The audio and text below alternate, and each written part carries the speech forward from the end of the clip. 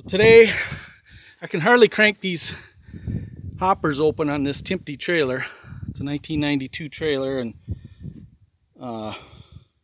it's really hard to crank, and it doesn't have the gear reduction boxes, and even if it did, I think it'd still be very tough. So I took this door's off. There's these vinyl, these tracks go, there's 3 of these, fit like this, 3 pieces of plastic on each side, and these tracks are riveted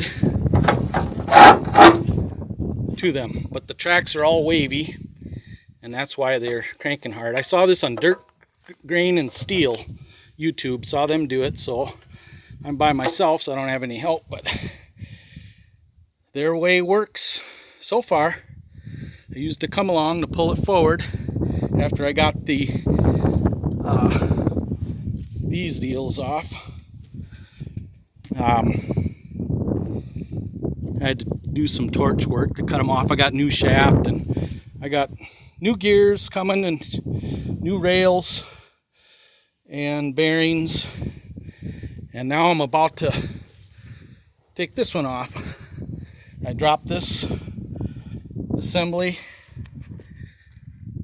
just unbolted it with the air wrench and a little bit of torch work, and this is cracked. I noticed it's cracked right up in here, so I might just put a steel backing plate on it, or take to my neighbor who can weld aluminum.